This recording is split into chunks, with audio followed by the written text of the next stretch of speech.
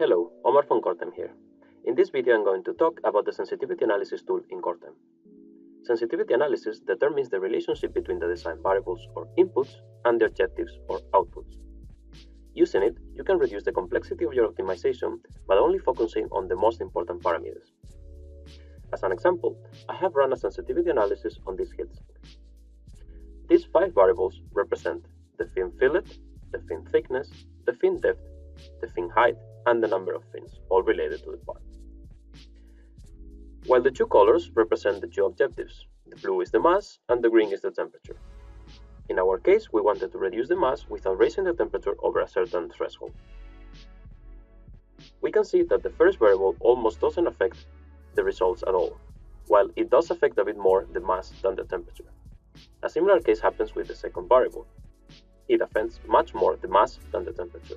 While if we look at the third and the fifth, we see that the depth and the fins affect almost equally both objectives and very greatly.